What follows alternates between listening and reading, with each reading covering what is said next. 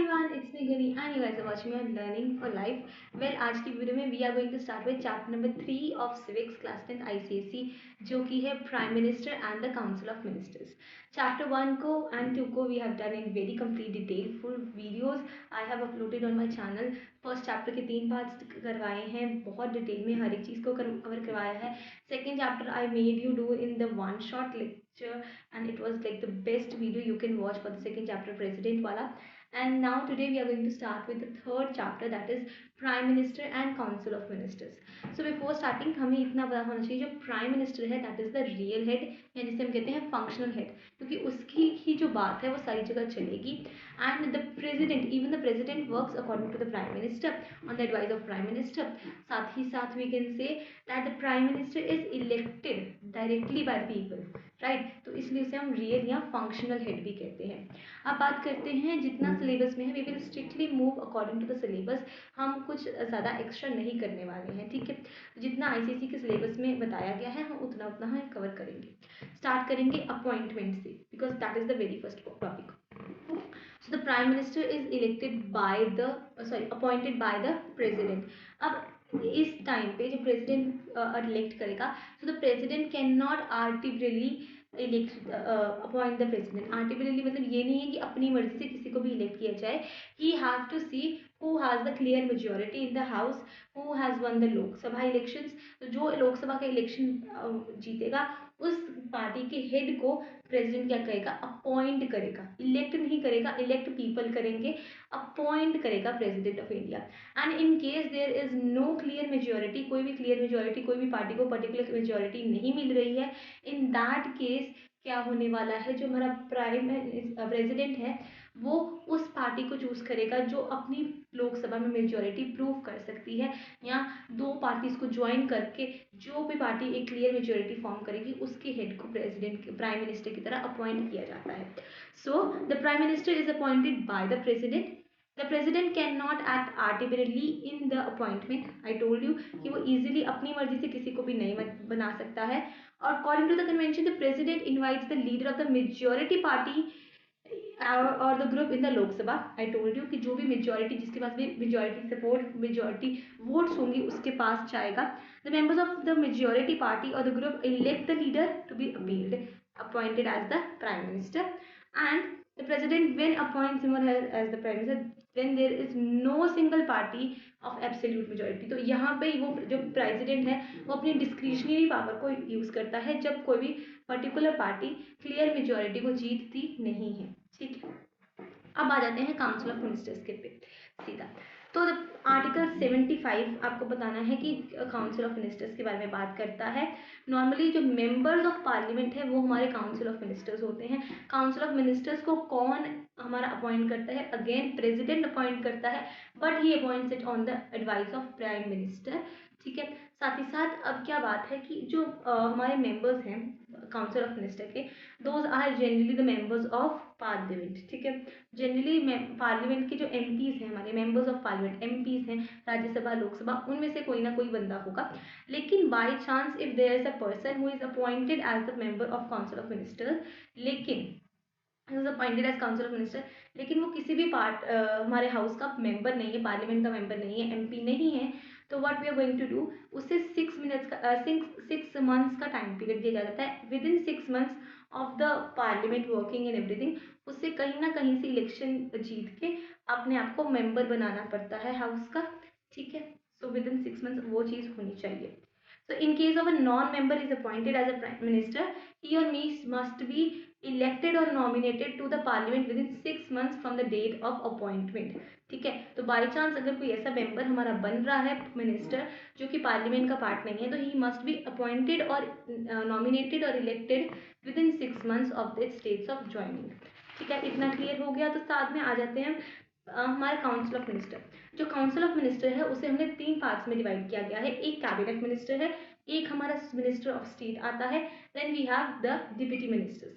अब council of minister जो है और जो डिप्टी मिनिस्टर है that are not in our syllabus it much. Cabinet के बारे में we are going to talk about, ठीक है. तो उनके बारे में एक थोड़ा सा ओवरव्यू लेते हैं कि क्योंकि वो समझ आएगा तभी आपको कैबिनेट समझ आएगा, ठीक है।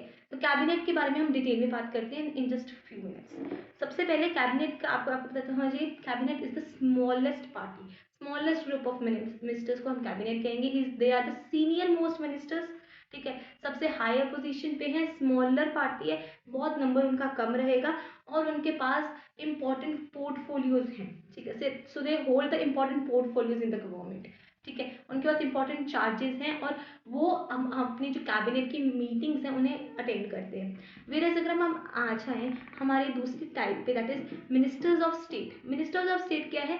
सेकेंड कैटेगरी है काउंसिल ऑफ मिनिस्टर्स की।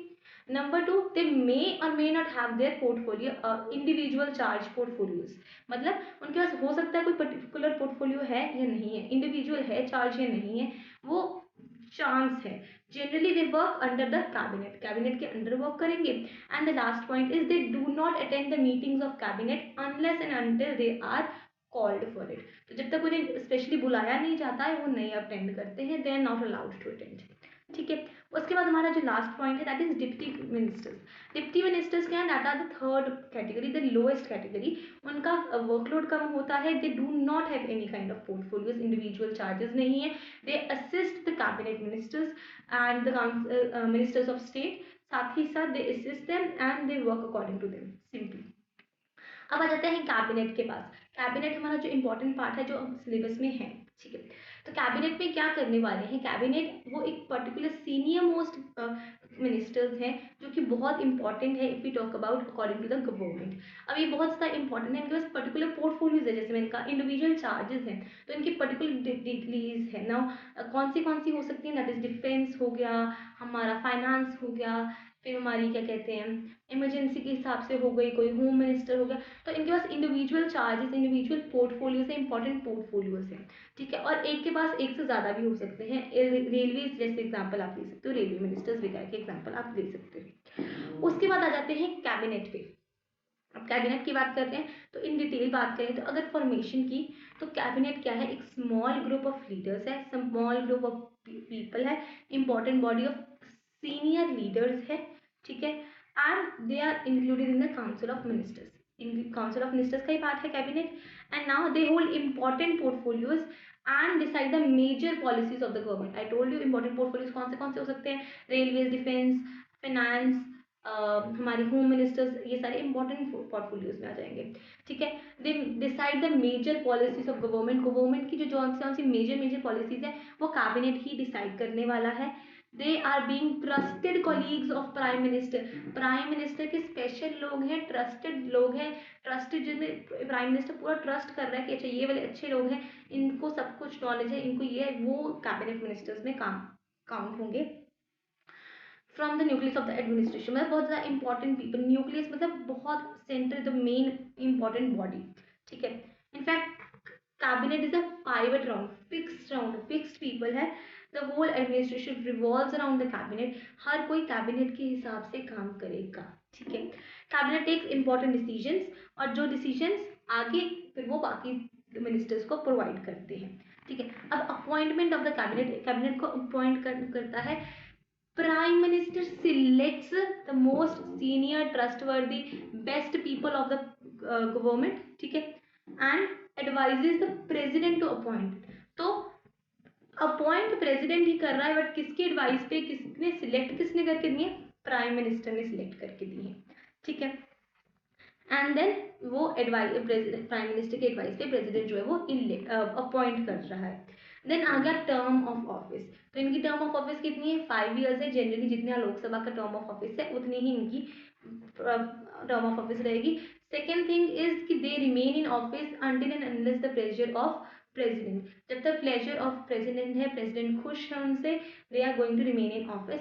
वैसे प्लेजर ऑफ प्रेसिडेंट कहा जाता है, लेकिन they are actually in the pleasure of prime minister, जब तक प्राइम मिनिस्टर चाहेगा तब तक रहेगा, क्योंकि प्रेसिडेंट अपनी मर्जी से डिसमर्सल नहीं कर रहा या अपॉइंट नहीं कर रहा, वो एडवाइस ऑफ प्राइम मिनिस्टर पे कर रहा है। तो जब तक वो खुश रखेगा उनको, तो they are going to remain in office. Now the cabinet is directly and collectively responsible to the people of Lok Sabha, the house of people, लोक सभा हमारा।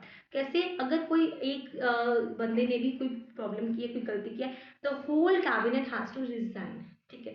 एक की गलती है, पूरा कैबिनेट रिजाइन करेगा। If the Lok Sabha passes a no confidence motion against council of ministers, they resign collectively। एक के खिलाफ भी गया तो पूरा काउंसिल जो है वो रिजाइन कलेक्टिवली करेगा।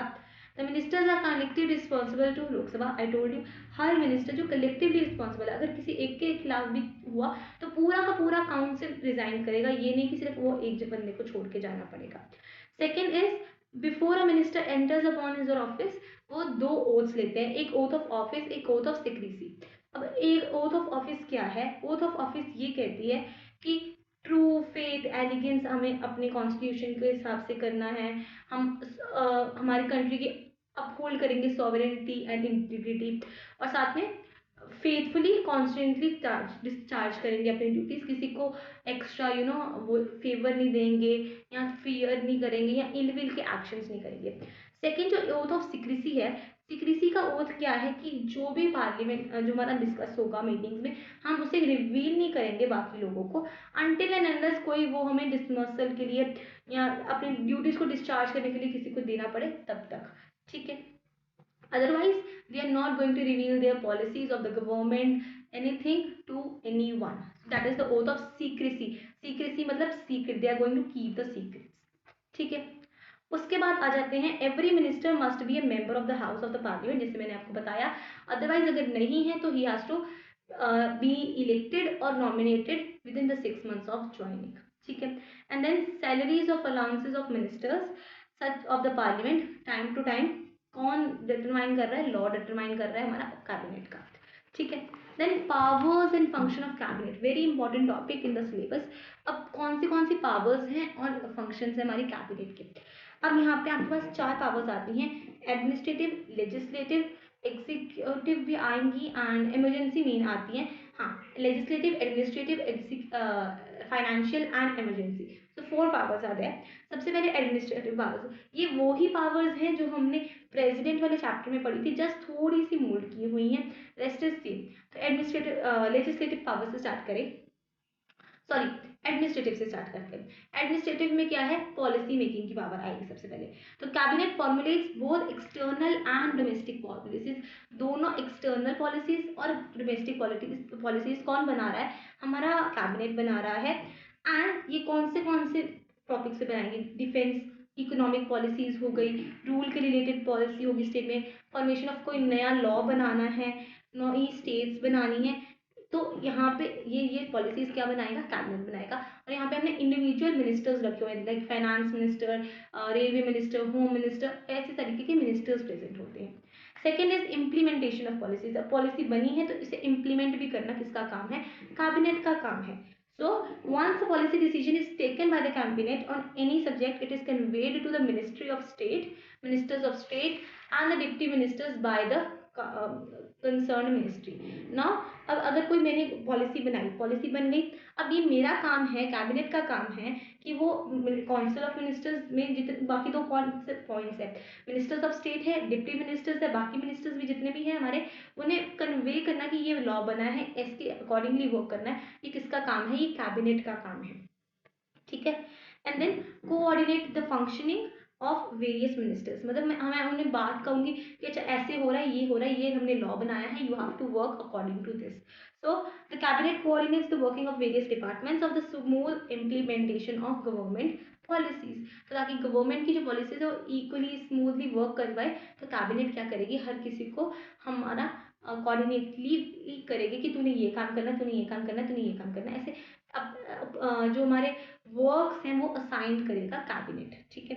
देन लास्ट इज अपॉइंटमेंट, जो सारे इंपॉर्टेंट लोगों के अपॉइंटमेंट हैं, जैसे जजेस of supreme court, high court, और भी कोई जजेस हो गए, गवर्नर्स, सारे वो कौन डिसाइड कर रहा है, कौन हेल्प कर रहा है? इन द कैबिनेट हेल्प कर रही है, क्योंकि प्रेसिडेंट के चैप्टर में हमने पढ़ा था that the president appoints the people on the advice of prime minister and cabinet ministers या council of ministers जैसे हमने कहा था।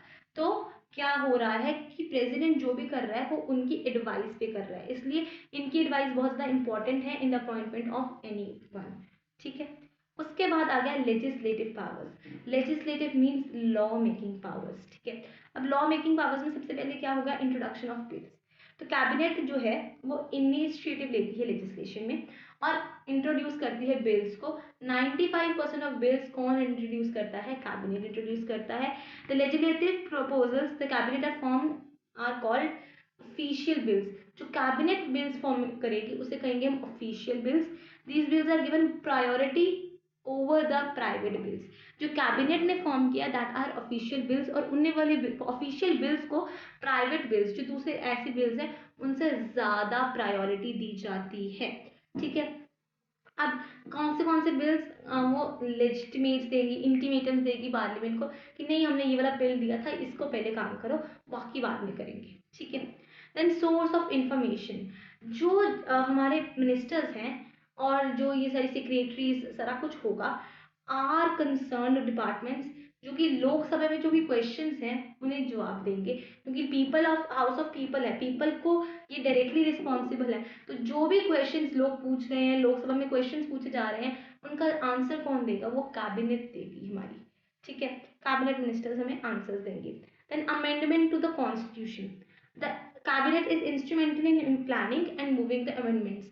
तो कैबिनेट बैठ के डिसाइड करती है, अच्छा यहाँ पे इसकी ज़रूरत है, ये चेंज की ज़रूरत है, इसको यहाँ पे चेंज करना है, इसको ऐसे करना है, ये कैबिनेट का काम है, वो डिसाइड करेगा। ठीक है, then is summoning and prorogue the house. अब हमने क्या पढ़ा था कि प्रेसिडेंट समन करता है, हाउस को प्रोरोग्यू करता है, लेकिन किसकी एडवाइस पे करता है? Prime minister and the council of ministers.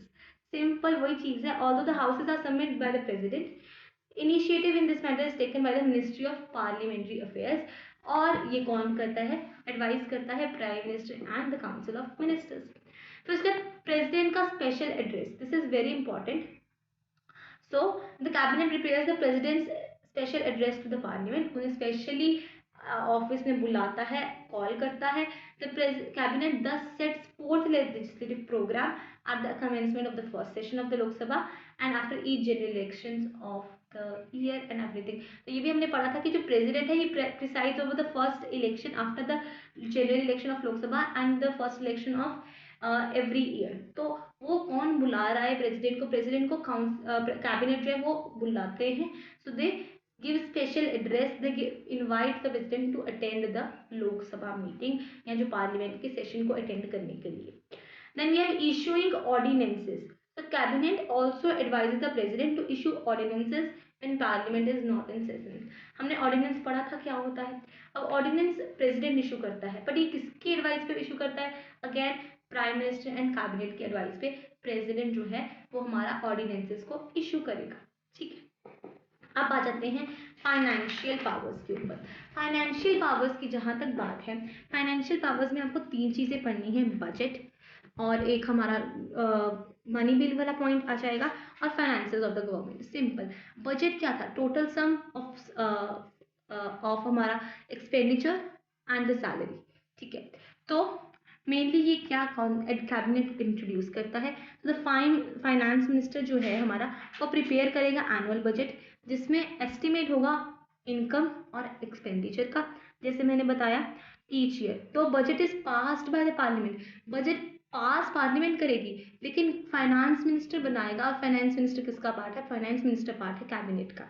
ठीक है, एंड नो कॉन्फिडेंस मोशन अगर पास हो जाता है तो पूरा कैबिनेट को हमें डिज़ाइन करके जाना पड़ेगा। उसके बाद फाइनेंसेस ऑफ द गवर्नमेंट, तो बजट सेशन में बजट जो है वो इंट्रोड्यूस कौन करेगा? हमारा कैबिनेट इंट्रोड्यूस करेगा। साथ ही साथ the cabinet is responsible for expenditure of government, कि कहाँ पे कितना पैसा खर्च हो रहा है वो किसकी रिस्पॉन्सिबिलिटी है? वो कैबिनेट की रिस्पॉन्सिबिलिटी है हमारी। एंड इंक्लूडिंग टैक्सेशन, कहाँ पे क्या पैसा कितना आ रहा है कितना जा रहा है वो सारा कुछ क्या कौन देखेगा? कैबिनेट देखेगा। Lastly introduction of money bill, money bill can only be introduced in Lok Sabha, और कौन इंट्रोड्यूस करेगा? कैबिनेट मिनिस्टर्स इंट्रोड्यूस करेंगे। Then we have the last powers, emergency power. इसमें कुछ खास दिया नहीं हुआ, इट इज सिंपली कि आर्टिकल 352 के हिसाब से प्रोक्लेमेशन ऑफ इमरजेंसी जो भी रहेगी वो बिना कैबिनेट के रिटर्न के अलावा, अगर कैबिनेट लिखेगा कि ऐसा इमरजेंसी है, ये हमें सारा कुछ ये चीज़ें चाहिए, तो ही वो मानी जाएगी, वरना नहीं मानी जाएगी। सिंपल। और प्रेसिडेंट का रूल अप्लाई हो जाएगा अगर कैबिनेट लिख के देता है on advice of prime minister and council of ministers.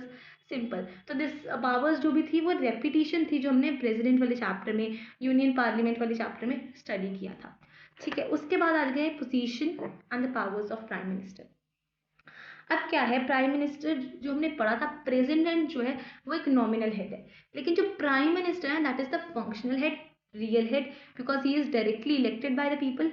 And दूसरी बात कि he is answerable to the people of India, he is answerable to the Lok Sabha. ठीक है, so state with the backing of majority of Lok Sabha, the prime minister is the real head and his deeds are closely judged not by the opposition but also the members of her own party। अब by chance देखो, अगर by chance किसी दिन क्या हो गया, emergency declare हो गई, तो अब ऑपोजिशन का वैसे तो काम होता है कि उसके खिलाफ जाना एंड एवरीथिंग, बट इमरजेंसी के टाइम पे ऑपोजिशन भी उसकी साइड पे हो जाएगी और वो जो कहेगा उसे वो करना पड़ेगा, क्योंकि at that time you have to work according to as a unity, एक नेशन की तरह आपको काम करना है।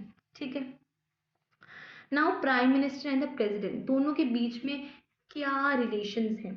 सबसे पहले, authority vested in the president is exercised by the prime minister. President जो भी अपनी पावर्स को एंजॉय करता है, जो भी करता है, सारा किसके एडवाइस पे कर रहा है, प्राइम मिनिस्टर के एडवाइस पे कर रहा है। अगर प्राइम मिनिस्टर मना करता है तो वो नहीं कर पाएगा अपने पावर्स को एंजॉय। ठीक है, next is the prime minister is the principal adviser of the president, जो एडवाइस करेगा वो ही प्राइम प्रेसिडेंट करेगा। ठीक है, then it is on the advice of prime minister that the president summons and prorogues the houses of parliament.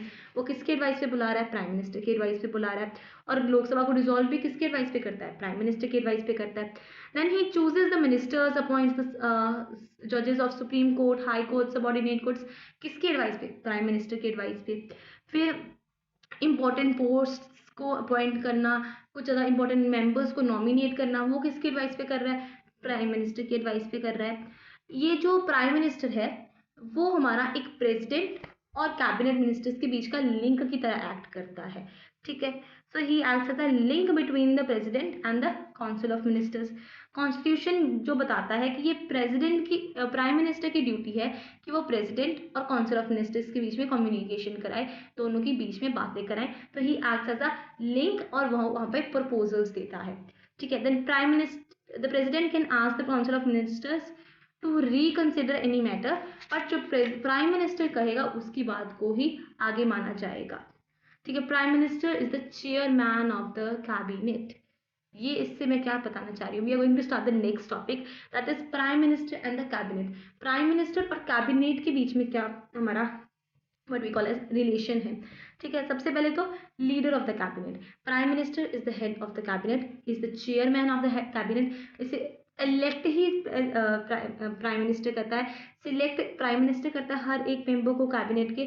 So no provision is made in the constitution for the appointment of different categories of ministers such as ministers of cabinet। ये सारा तो prime minister is the one who acts as a head and उसे elect करता है, सबको select करता है कि कौन कौन आएगा एंड कौन कौन नहीं आएगा। Then power to allocate portfolios and to reshuffle the council of ministers. अब ये प्राइम मिनिस्टर की पावर है कि वो कि you are going to do finance, you are going to do railways, you are going to do defence, वो सबको बताएगा कि तूने ये काम करना है, ये काम करना है, ये असाइन करना पोर्टफोलियोज, ये किसका, प्राइम मिनिस्टर का काम है। ठीक है, the next is power to select and dismiss ministers. ये प्राइम मिनिस्टर के पास पावर है कि वो अपने ट्रस्टवर्दी लोगों को मिनिस्टर बना ले और जो नहीं पसंद उसे छोड़ दे, डिसमिस कर दे, रिजाइन देने के लिए भी वो बता कह सकता है। Then power to direct and coordinate the policy. ना प्रेसिडेंट जो है वो डिपार्टमेंट्स जो अलग अलग, प्राइम मिनिस्टर जो है वो अलग अलग डिपार्टमेंट्स पे जो पॉलिसीज है उनका वर्क करवाएगा। एंड बाय चांस कोई क्रिटिकल मैटर आ गया like defence, economic policies, foreign expenses, home ministers, तो वो सारा कौन हैंडल कर रहा है, प्राइम मिनिस्टर हैंडल कर रहा है, क्योंकि he is the head of the cabinet. Then resignation of the prime minister. तो अगर अगर रेजिग्नेट करता है, प्राइम मिनिस्टर रेजिग्नेशन देता है, the whole cabinet has to resign, पूरी पूरी कैबिनेट उसके साथ रिजाइन देती है। Then prime minister inside the parliament, उसकी प्राइम मिनिस्टर की पार्लियामेंट के अंदर क्या ड्यूटीज है। सबसे पहले लीडर ऑफ द लोकसभा, क्योंकि प्राइम मिनिस्टर देखो लोकसभा में जो भी हमारा मेजोरिटी वाली पार्टी हो गई उसका हेड क्या है, प्राइम मिनिस्टर है, तो ऑब्वियसली मेजोरिटी उसके हाथ में है। ठीक है, तो prime minister is the leader of Lok Sabha. देन उसके बाद spokesperson of the government, क्योंकि वो जो इलेक्टेड पार्टी मेजोरिटी पार्टी है उसका हेड है, तो ही is the spokes person of the government, is the chief spokesperson of the parliament, and all the national policies are made by the prime minister. फिर उसके बाद defender of the government policies. Now government की policies को defend करना parliament में किसकी काम है? प्राइम मिनिस्टर का काम है, क्योंकि वही तो गवर्नमेंट है, तो उसी ने पॉलिसी बनाई है, तो वही कहेगा ना कि हाँ मेरी पॉलिसी सही है, राइट. तो इसलिए वो डिफेंड करता है पॉलिसीज को. And when the policy minister comes under the attack of the parliament, the prime minister comes to defend the issue involved. तो अगर कोई भी ऑपोजिशन का पार्टी या कुछ भी कहता है कि ये तुम्हारी पॉलिसी गलत है, तो प्राइम मिनिस्टर आके कहता है कि नहीं हमारी पॉलिसी सही है, हमने इसको ऐसे ऐसे इम्प्लीमेंट किया है, और सारे रीजंस देता है. And intervention in the case of controversial issues, मतलब सेटल करना डिस्प्यूट को पार्लियामेंट में, ये किसका काम है? प्रेसिडेंट का काम है. कभी कोई कॉन्ट्रोवर्शियल इश्यूज आ जाते हैं, लाइक कोई लैंग्वेज इशू है, सेंटर स्टेट रिलेशंस का इशू है, कोई भी इशू है, तो प्राइम मिनिस्टर की ड्यूटी है वो उसे सेटल करे एंड रिजॉल्व करे.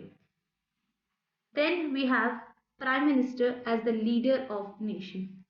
सो प्राइम मिनिस्टर जो है पूरे नेशन को रिप्रेजेंट कर रहा है, क्योंकि लोगों ने उसे डायरेक्टली इलेक्ट किया है.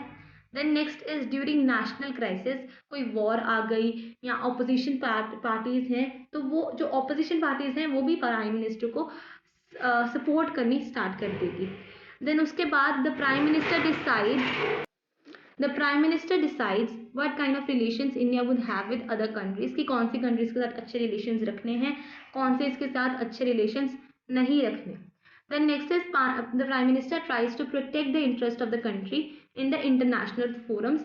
कोई इंटरनेशनल बात हो रही है, कोई इंटरनेशनल मीटिंग हो रही है, कोई इंटरनेशनल डिस्कशन हो रही है, तो प्राइम मिनिस्टर अपनी कंट्री की बात आगे रखेगा कि ऐसे हमारी कंट्री ने अच्छा किया है, ऐसे इसको और इम्प्रूव करने की ज़रूरत है. वो सारा कुछ कौन देगा? प्राइम मिनिस्टर देगा. जनरल इलेक्शंस के टाइम पे प्राइम मिनिस्टर ही वो जन है जिसके लिए लोग हमारे वोट करते हैं. And the prime minister is the ex officio chairman of two things, Niti Aayog and atomic energy commission. इसके बाद check on the authority of prime minister, that is reputation, simply कि ही हैज टू इंश्योर कि सारे ministers अच्छी तरीके से काम कर रहे हैं, एवरीथिंग. फिर कॉलिजन के टाइम पे जो प्रेसिडेंट है वो अपनी पावर्स प्राइम मिनिस्टर की एडवाइस पे काम करेगा. अपोजिशन पार्टीज हमेशा प्राइम मिनिस्टर के अगेंस्ट जाने की कोशिश करेंगी ताकि वो कोई ना कोई इशू क्रिएट कर सकें. And press and public opinion as effective as prime minister's authority. जो प्राइम मिनिस्टर है that is directly responsible to the people. ठीक है. Then is the last topic that is collective responsibility and individual responsibility. Collective responsibility says कि अगर एक बंदे ने गलती की है तो पूरा कैबिनेट, पूरा काउंसिल ऑफ मिनिस्टर्स, सारा with the prime minister has to resign. So decisions taken in the meetings of the cabinet are equally applicable to ministers even they don't differ among themselves on a particular policy. तो अगर एक कोई decision ले लिया है तो सारों को मानना पड़ेगा, इवन तो उनकी अगर थोड़ी राय डिफरेंट भी है. All ministers jointly share the responsibility of the government's policy and the performance. The ministers must function as a team in supporting and defending government policies inside as well as outside the parliament. तो सारी policies जो है वो collectively answer होनी चाहिए और एक दूसरे को सपोर्ट करना चाहिए, चाहे वो पार्लियामेंट के अंदर की बात हो रही है चाहे पार्लियामेंट के बाहर बात हो रही है.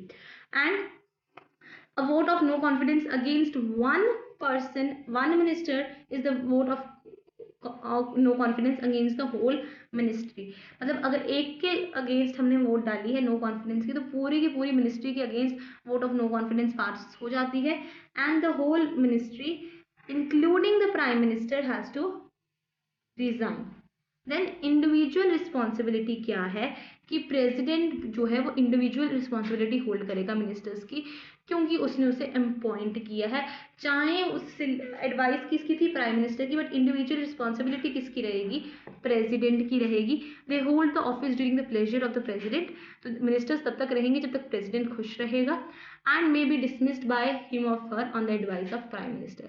तो president can dismiss the ministers on advice of prime minister अगर कहता है and they have the confidence in the legislature. तो even तब भी अगर प्राइम मिनिस्टर ने कहा कि इसको रिमूव करना है तो आपको रिमूव करना पड़ेगा प्रेसिडेंट को. Each minister is answerable to the parliament for department under his or her control. तो अगर कोई पर्टिकुलर डिपार्टमेंट में कोई गलती हुई है, फाइनेंस डिपार्टमेंट में गलती हुई है या रेलवे डिपार्टमेंट में हुई है गलती, तो वो फिर वो पर्टिकुलर एक डिपार्टमेंट वाला बंदे को रिजाइन करना पड़ता है, ठीक है। And every minister is responsible for matters such as personal lapse, अगर उसने कोई पर्टिकुलर फॉल्ट किया है। Next is departure from official policy, office और डिपार्टमेंट अगर उसने कोई पॉलिसी बात नहीं मानी है।